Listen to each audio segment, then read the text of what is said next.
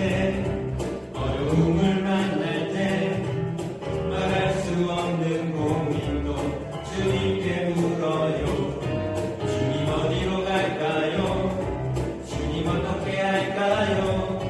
주님 음성을 따라 난 걸어가지요. 순종의 걸음마다 평안히 깃들고 내가 생각지도 못한 주의 뜻 이루어지니 지쳐있던 내 맘에 새 힘이 솟아나지요. 순종의 기쁨을 누려요. 순종의 걸음마다 평안히 깃들고 내가 생각지도 못한 주의 뜻 이루어지니 지쳐있던 내 맘에 새 힘이 솟아나지요. 순종의 기쁨을 누려요. 순종의 기쁨을 누려요. 순종의 기쁨을 누려요.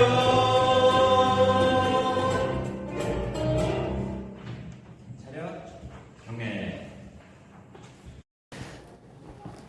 기도하겠습니다. 사랑이 많으신 하나님 아버지, 오늘 이렇게 저희 임원 리더들이 먼저 모여 주님께 예배할 수 있는 날을 허락해 주시면 감사합니다. 세상은 아직 코로나로 인해 혼란스럽고 어려운 가운데 있으며 다 함께 모여 예배드리기조차 힘든 상황에 있습니다. 이 가운데 주님의 뜻이 있다면 그 뜻을 이루시는데 저희를 사용하여 주시옵소서.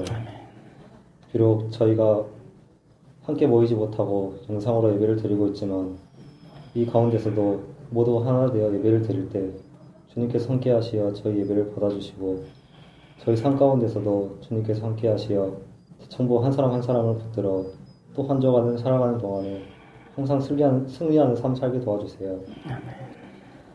이 코로나 사태를 통해 주님께 더 나아가고 기도하며 질문하게 하시고 주님의 말씀을 묵상하며 항상 깨어있는 저희가 되게 도와주세요. 이 사태가 속히 진정되어 모든 사람들이 주 앞에 나와 함께 찬양과 경배를 올려드릴 수 있는 시간을 허락하여 주시고 혹시 지금 힘들어하고 있는 지체가 있다면 주님께서 그 마음을 어루만져 주시고 회복시켜 주세요. 오늘 말씀을 전하시는 김선우 목사님께 영육간의 강건함을 주시사 능력 있게 하시고 오늘 여기 모여 말씀을 듣는 저희에게도 듣는 길을 열어주사 목사님께서 선포하시는 말씀이 저희 마음에 새겨지고 뿌리 내려줄 수 있게 해주세요. 뒤에서 수고하고 고생하시는 부장 지사님께도 주님께서 기억하여 주시고 각자의 맡은 자리에서 자신의 일을 잘 해나가고 있는 저희 임원 리더들에게도 큰 은혜 베풀어 주시고 항상 주님만 의지하고 살아가는 저희가 될 수 있게 도와주세요. 감사드리며 살아계신 예수님 이름으로 기도드렸습니다. 아멘. 앞둔 지금 우리 지체들과 함께 또 예배를 드립니다. 먼저 우리 얼굴 한번 확인하도록 하겠습니다. 한번 쫙 돌려주세요, PD님. 예. 집주인 할아버지. 예. 세령자매의 얼굴 안 들려주세요. 예, 감사합니다. 네, 반갑습니다. 여러분이 영상을 보는 이제 내일은 부활주일입니다. 저희는 이제 오늘 마지막 두 번째로 모임을 갖는 거라 생각을 하고 퀸스 카페에 또 다시 모였습니다. 오늘은 여러분과 함께 나누고자 하는 말씀이 룻기 말씀입니다. 다시 보는 룻기라고 하는 시간으로 여러분과 함께 고통의 신비라는 주제를 가지고 함께 룻기 말씀 좀 보려고 하거든요. 그래서 본문 말씀 먼저 좀 한번 보고 우리가 말씀을 이어가도록 할게요. 성경책이나 혹은 컴퓨터나 노트북에 있는 성경 프로그램 또 핸드폰 앱을 이용해서 이런 본문 말씀을 먼저 찾아봅시다. 룻기 1장 1절에서 6절까지의 말씀입니다. 룻기 1장 1절에서 6절까지의 말씀. 예. 제가 한 절, 여러분이 한 절 한번 말씀을 좀 읽어봅시다. 룻기 1장 1절에서 6절까지. 사사들이 치리하던 때에 그 땅에 흉년이 드니라. 유다 베들레헴의 한 사람이 그의 아내와 두 아들을 데리고 모압 지방에 가서 거류하였는데 그의 두 아들의 이름은 말론과 기륜이니 유다 그들의 말로 사는이더라. 그들이 모압 지방에 들어가서 거기 살다니 나오미의 남편 엘리멜렉이 죽고 나오미와 그의 두 아들이 남았으며 그들의 모압 중에서 그들의 아들을 맞이하였는데 하나의 이름은 오르바요 하나의 이름은 루시더라. 그들이 거기에 거주한 지 10년쯤에 말론과 기륜 두 사람이 다 죽고 그 여인은 두 아들과 남편의 뒤에 남았더라. 그 여인이 모압 지방에서 여호와께서 자기 백성을 돌보시사 그들에게 양식을 주셨다 함을 듣고 이에 두 며느리와 함께 일어나 모압 지방에서 돌아오려 하여. 아멘. 예. 여러분 최근에 JTBC에서 새롭게 시작한 드라마 아시죠? 예. 부부의 세계라고 하는 빨간 딱지가 붙은 드라마. 예. 김희애 씨가 열연을 하고 있습니다. 근데 세월은 못 속이겠더라고. 워낙 요즘 TV 화질이 좋으니까 수술한 그 흔적들이 보인다고 할까? 그래가지고 좀 아쉽다. 저 누님도 늙어가시는구나. 이런 생각을 제가 하게 됐습니다. 그 실시간으로 송출되는 방송을 보는 거 보고 뭐라고 말합니까? 생방송을 두 자로 말하던데 뭐라고? 생방. 뭔 용어가 있던데. 실방이면 뭐라는지 모르겠다. 저 보지는 못했는데, 이제 그 유튜브에서 그 4회까지인가? 컷 명장면만, 뭔 방? 라방. 라방이라는 것 같아. 맞아. 라방인 것 같아. 라방. 역시 세령. 예. 한 10분짜리 정도로 이렇게 4화까지를 핵심 팩트만 딱 이렇게 한 걸 제가 봤습니다. 이거 도대체 뭔가 하고 봤는데, 일단은 저는 이제 이 드라마를 쓴 의도가 뭔가 하고 홈페이지에 들어가가지고 봤는데, 이 드라마는 그 우리나라 작가가 쓴 드라마가 아니고, 영국 BBC 방송에서, 닥터 포스터라고 하는, 지금 2시즌까지 나와 있는데 그 드라마를 그대로 베껴온 드라마입니다. 그대로 베껴온 드라마입니다. 제가 10분 동안 이거 보면서 여러분 내 가슴이 막 조마조마하더라고. 왜냐하면 이 감정 묘사와 들킬까 안 들킬까 막 이런 것들이 너무너무 그 연기를 너무 잘해가지고 너무나도 진짜 푹 빠져들 수밖에 없겠다. 시청률이 한 11% 정도 때까지 나왔다는 거 제가 알고 있어요. 그러니까 40대, 50대, 60대 이런 분들이 엄청나게 그것을 즐겨본다라고 생각이 됩니다. 곧 결혼할 효로는 이런 거 보지 마시기 바랍니다.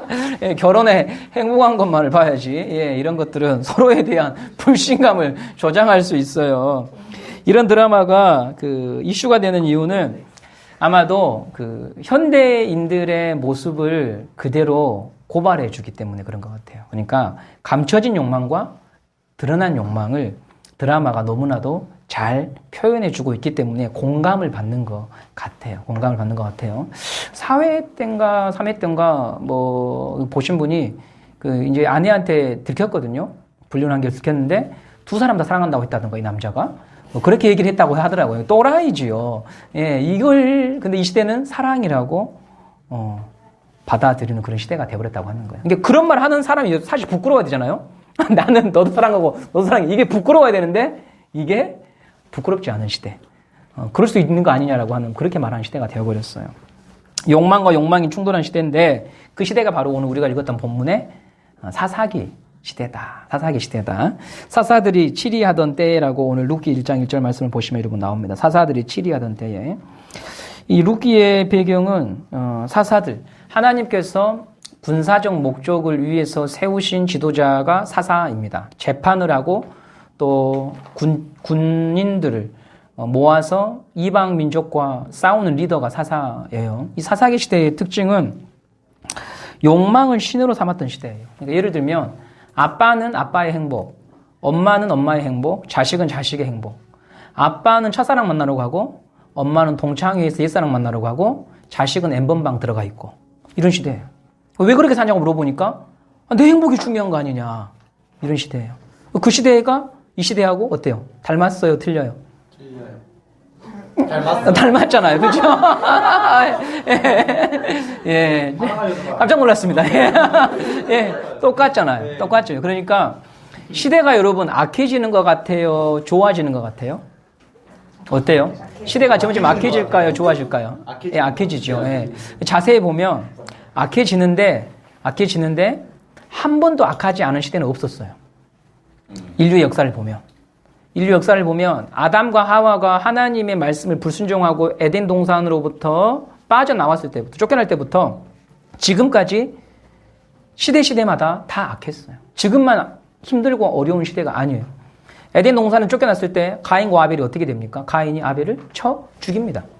그렇게 성경의 사장이 시작되는 거예요. 예. 지금이나 그때나 똑같은 시대예요. 그런 시대 속에서 바로 한 가정의 상황과 형편을 조명하고 있던 책이 룻기입니다. 룻기의 시작이 되는 장소가 여러분 1장 1절 말씀 보시면 사사들이 치리하던 때에 그 땅이 흉년이 드니라 유다 베들레헴에라고 나와요. 유다 베들레헴에. 이 베들레헴에 거주했던 두 사람 엘리멜렉과 나오미라고. 남편이 이름이 엘리멜렉. 엘리멜렉이라고 하는 말의 의미는 나의 아버지는 왕이시다. 뭐 이런, 나의 하나님은 왕이시다. 이런 의미거든요. 엘리멜렉. 그 다음에 나오미라고 하는 부부. 나오미라고 하는 말의 의미는 위로, 기쁨 뭐 이런 의미예요. 그 두 사람이 살았습니다. 근데 이 두 사람이요, 무언가 큰 결단을 내려야 되는 시점에 와 있어요. 1장 1절 말씀 보시면 기근이 들어서 생존의 위협을 받게 된 거예요.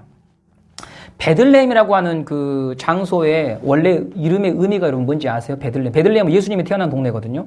나중에 신약에서 베들레헴이라고 하는 이름의 의미. 뭔 집이에요? 뭔 집? 아버지의 집? 예.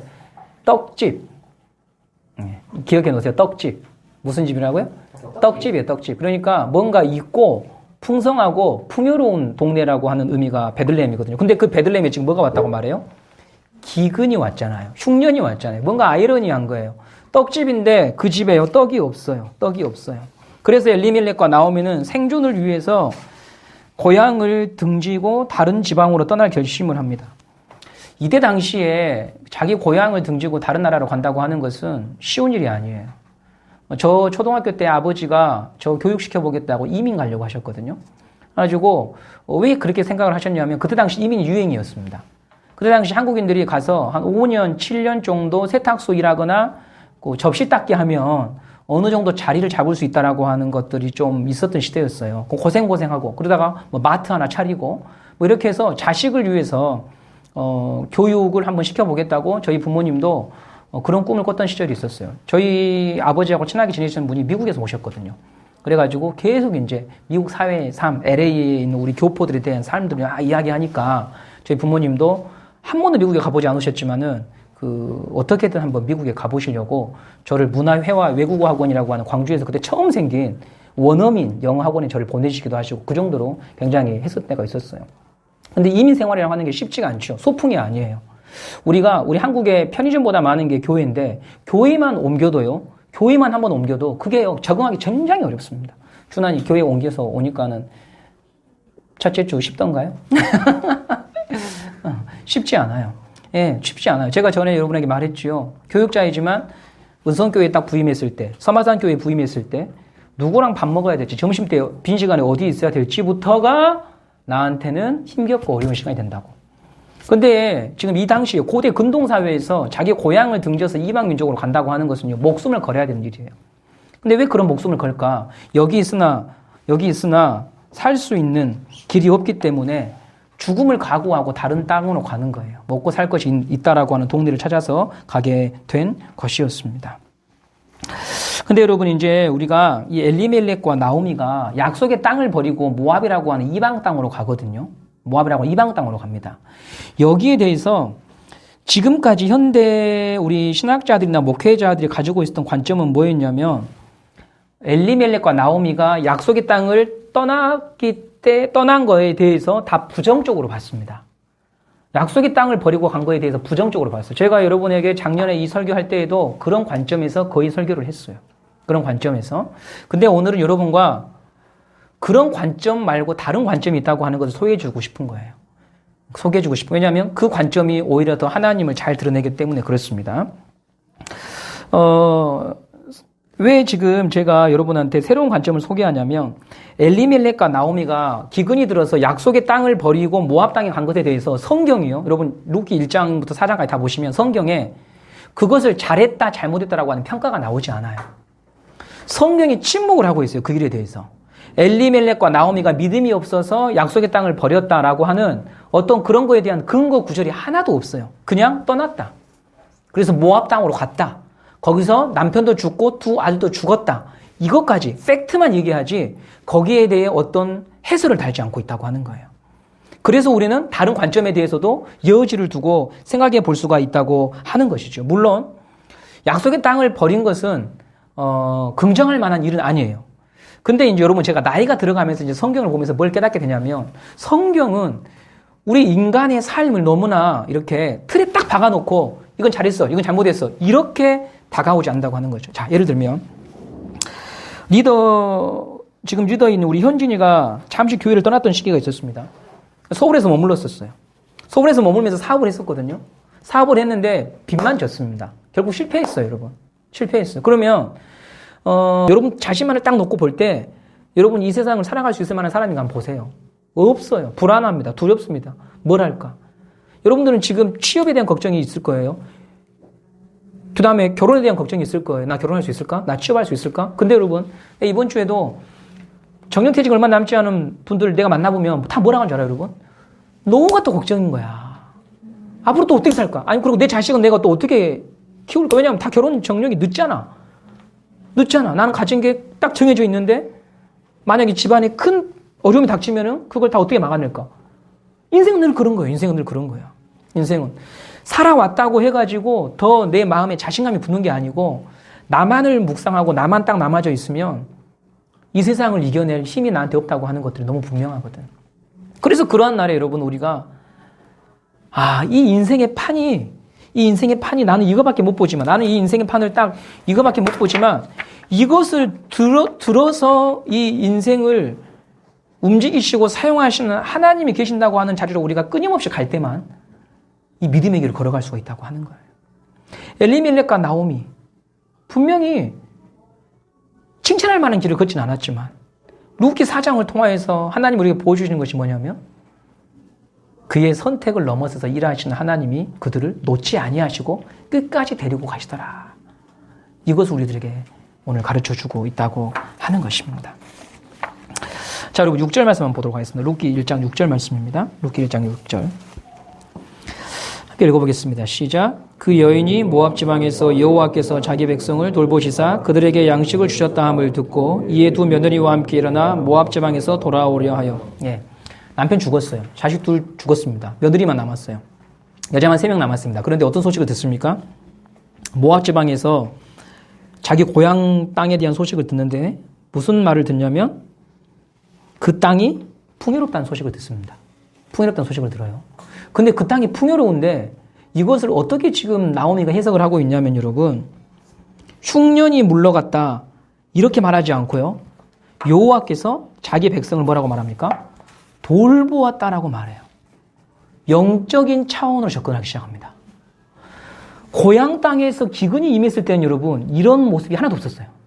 근데 모압 땅에서 고통을 겪고 있는 가운데에서 나오미에게 변화가 있었습니다. 보이는 것으로만 세상을 판단하는 게 아니라 보이지 않는 속에서 일하시는 하나님을 보게 되는 눈이 열렸던 거예요.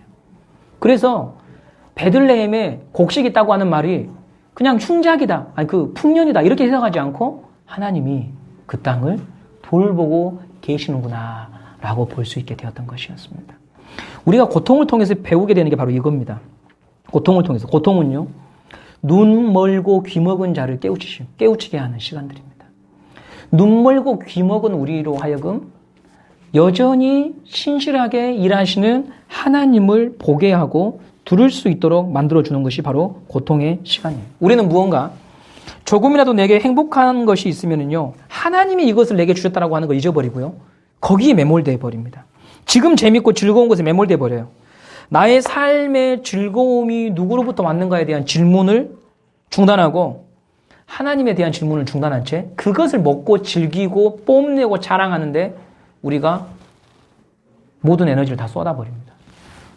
그러나 고통이 닥치면은요, 비로소 사람은 생각합니다. 나오미처럼 인생의 궁핍함을 해결할 실력이 나에게 없다고 하는 것을 알고 하나님을 향하여 질문하는 자로 우리가 서게 되는 것입니다. 이것이 고통이 우리에게 주는 신비예요. 신비. 예. 그래서 나오미는 여러분 2 아들을 잃었고 남편을 잃었지만 그래서 그날 저녁에 베란다에서 뛰어내렸다. 자기 방에서 목숨을 끊었다 해도 합당할 만한 이유와 조건을 가지고 있는데 그런 길로 가는 게 아니라 오히려 그 고통이 그녀에게 하나님이 베들레헴을 돌보고 있고 그 돌보시는 하나님 곁으로 가야 내가 살 수 있다라고 하는 믿음의 차원으로 그녀가 가고 있다고 하는 것이죠. 이게 바로 평탄한 날에는 깨달을 수 없는 영적인 진리라고 하는 것입니다. 오늘 여러분 살아가는 삶의 현장에 내 힘으로 해결할 수 없는 것들이 많이 있습니다. 근데 그걸 통해서 여러분들이 한 가지 기억해야 됩니다. 내 힘으로 할 수 없는 일을 만날 때 뭘 기억해야 되냐면 내 인생이 내 것이면 내 힘으로 할 수 있어야 됩니다. 내 인생이 내 것이 아니기 때문에 내 힘으로 할 수 없는 겁니다. 내 인생이 내 것이 아니기 때문에. 그것을 하나님 앞에 인정하고 하나님께 나아가야 돼요. 룻기에는 돌아간다고 하는 말이 12번 나옵니다. 그리고 오늘 본문 베들레헴으로 돌아가겠다고 하는 말이 처음으로 등장한 돌아간다는 말의 단어입니다. 12번이 등장한다고 하는 말은 무슨 말이냐면 우리들에게 돌아가기를 바라는 하나님의 마음입니다. 돌아가라. 날마다 돌아가라 하나님께. 날마다 돌아가라. 제가 그 부산에서 온 전화친구 온 친구에게 그랬어요. 야, 날마다 순간마다 하나님을 생각해. 하나님을 생각해. 직장생활 더럽지? 직장생활 추접하지? 짓밟고 뒤에서 내 욕하고 그게 세상이야. 그래서 하나님을 향하여 날마다 돌아가면